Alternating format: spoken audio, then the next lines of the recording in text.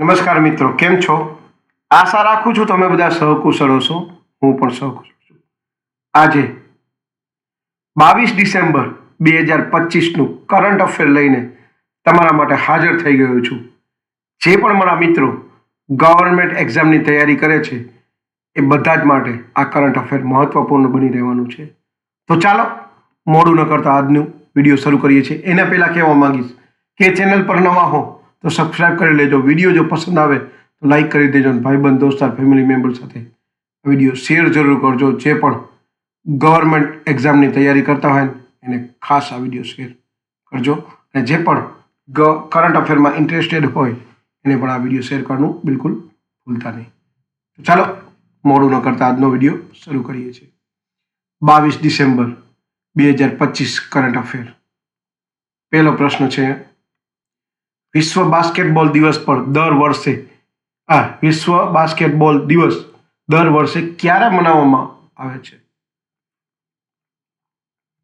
સાચો જવાબ છે વિશ્વ બાસ્કેટબોલ દિવસ દર વર્ષે 21 ડિસેમ્બરે મનાવવામાં આવે છે.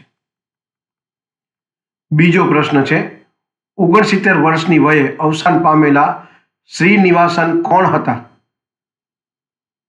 સાચો જવાબ છે શ્રીનિવાસન પ્રસિદ્ધ અભિનેતા હતા.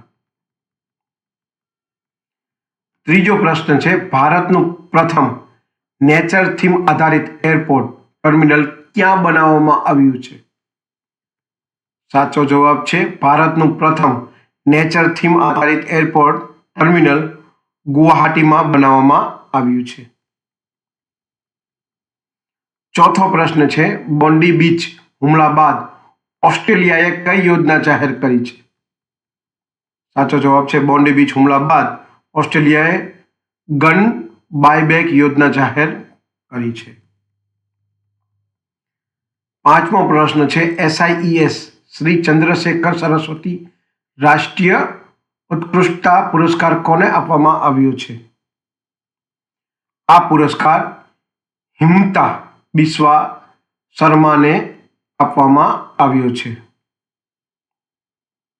હિમતા બિસ્વા શર્માને આપવામાં આવ્યો છે. છઠ્ઠો પ્રશ્ન છે, ઇકો ટુરિઝમ સ્થળોએ પ્લાસ્ટિક પ્રદૂષણ નિયંત્રણ કરવા માટે નિયંત્રિત કરવા માટે કયા રાજ્યમાં ગ્રીન ડિપોઝિટ યોજના શરૂ કરવામાં આવી છે? ઇકો ટુરિઝમ સ્થળોએ પ્લાસ્ટિક પ્રદૂષણ નિયંત્રિત કરવા માટે મેઘાલયમાં ગ્રીન ડિપોઝિટ યોજના શરૂ કરવામાં આવી છે.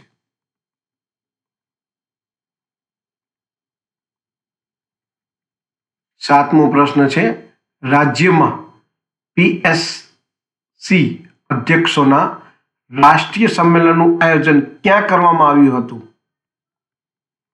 રાજ્યમાં PSC અધ્યક્ષોના રાષ્ટ્રીય સંમેલનનું આયોજન હૈદરાબાદમાં કરવામાં આવ્યું હતું. આઠમો પ્રશ્ન છે, હુરુન ઇન્ડિયાની 2025ની સેલ્ફ મેડ ઉદ્યોગકારોની યાદીમાં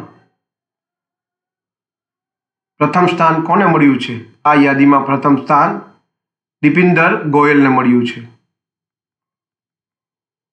વર્ષ 2025માં સૌથી વધુ શોધાયેલ શબ્દ કયો બન્યો છે? સાચો જવાબ છે વર્ષ 2025માં સૌથી શોધાયેલો શબ્દ જેમિની બન્યો છે. 10મો અને છેલ્લો પ્રશ્ન છે, ભારતીય રેલવેને કઈ મહત્વપૂર્ણ સિદ્ધિ પ્રાપ્ત થઈ છે? સાચો જવાબ છે ભારતીય રેલવેને તેના બ્રોડ ગેજ નેટવર્કના 99.2% વિદ્યુતીકરણની સિદ્ધિ પ્રાપ્ત થઈ છે. તો આ હતા 22 ડિસેમ્બર 2025ના 10 કરંટ અફેરના પ્રશ્ન અને તેના જવાબો. આ વિડીયો જો તમને ગમ્યો હોય તો વિડીયોને એક લાઈક કરી દેજો. જેવું લાઈક કરશો તો એના નીચે હાઈપ બટન હશે તો હાઈપ બટન કરવાનું બિલકુલ ન ભૂલતા.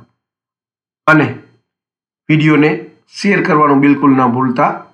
અને ચેનલ પર નવા હો તો સબસ્ક્રાઈબ કરવાનું બિલકુલ ના ભૂલતા. કારણ કે એવરીડે કરંટ અફેરના આવા જ નવા વિડીયો તમારા માટે લઈને હાજર થતો રહીશ.